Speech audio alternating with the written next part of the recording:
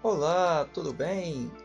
Estamos juntos mais uma vez mais um momento bíblico para o teu edificar na palavra de Deus.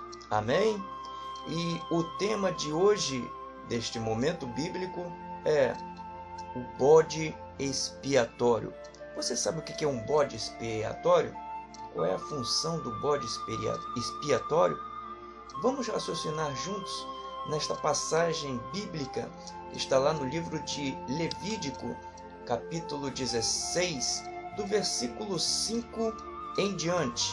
Diz assim a palavra de Deus: E da congregação dos filhos de Israel tomará 2 bodes para expiação do pecado e um carneiro para o holocausto.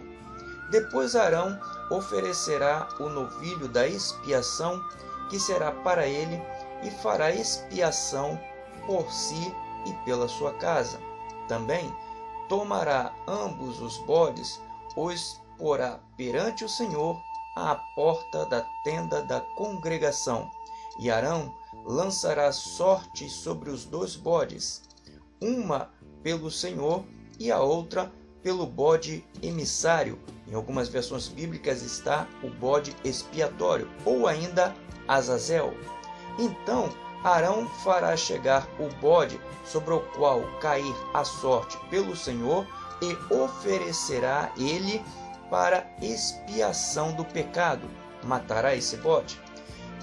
Mas o bode sobre que cair a sorte para ser o bode emissário, ou o bode expiatório, da expiação, apresentar-se-á vivo perante o Senhor, esse bode, para fazer expiação com ele, a fim de enviá-lo para o deserto, como um bode expiatório, ou um bode emissário, ou para Azazel.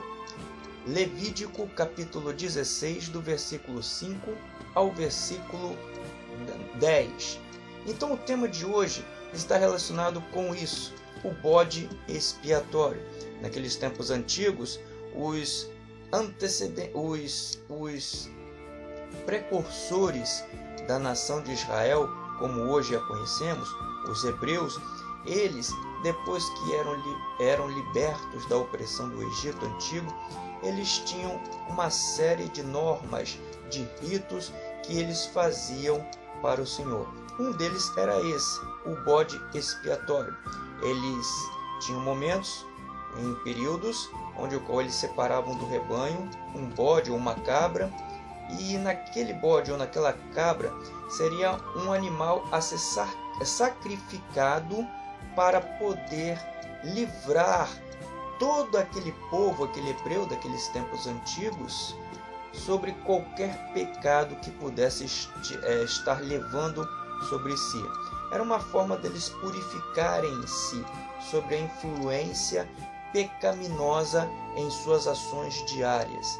Então, esses bodes, eles eram separados e dedicados a este sacrifício. Nesta passagem bíblica que nós lemos no livro de Levítico, no capítulo 16, fala sobre a questão do bode expiatório.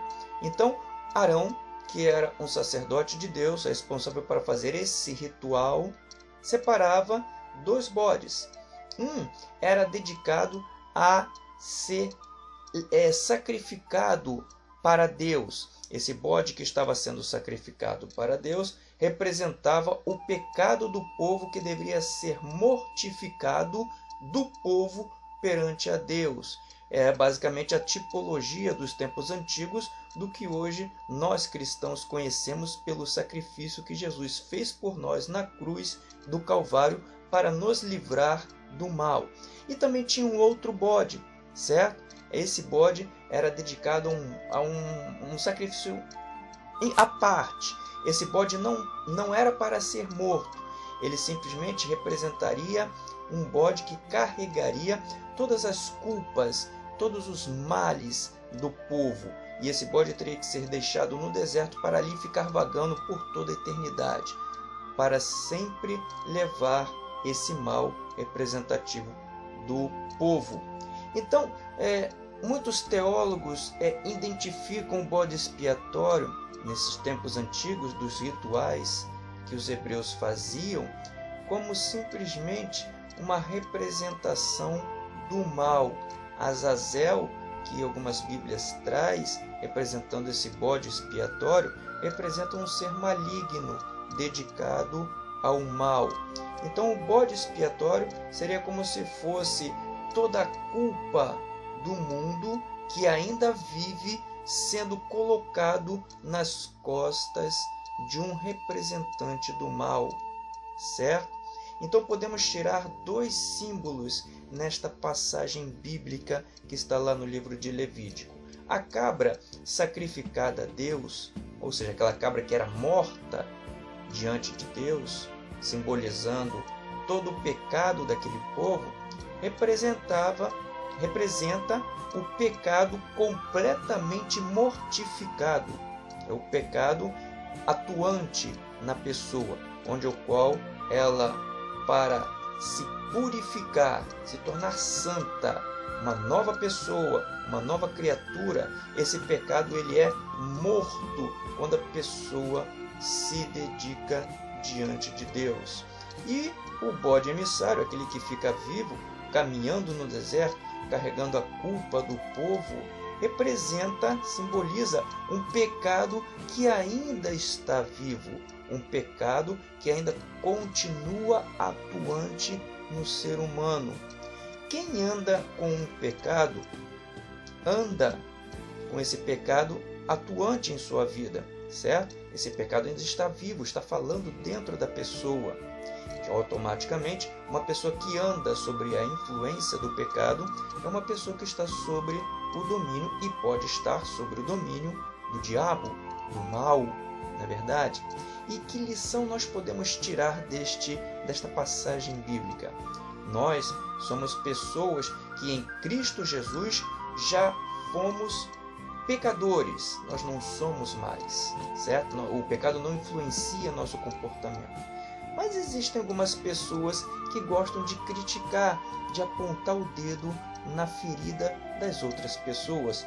Ou seja, quando uma pessoa faz isso, ela está simplesmente transferindo para uma outra pessoa, através da crítica, uma falha que pertence a ela, só que ela não quer assumir. Então é mais fácil apontar o dedo na ferida do outro, é mais fácil criticar o defeito da outra pessoa do que a nós mesmos.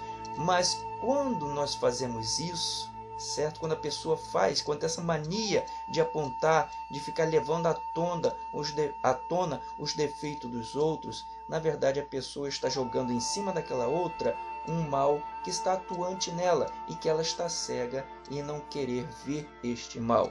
E como esse mal é muito feio, é mais fácil então nós fingirmos que nós não temos ele, mas ver o do nosso vizinho, não é verdade? Então essa é a lição que o bode expiatório traz para nós hoje, nesta reflexão bíblica, em mais um momento bíblico para a sua edificação. Eu fico por aqui, sempre lembrando cada vez mais para ti de que você é mais do que vencedor. Não deixe o pecado atuar em você, extirpe-o completamente de dentro de si. Seja uma pessoa santa diante de Deus, para você aproveitar o que é bom, perfeito e agradável. Eu fico por aqui. Adonai Shalom, que a paz do Senhor esteja reinando rica e abundantemente na tua vida. Até lá, pessoal!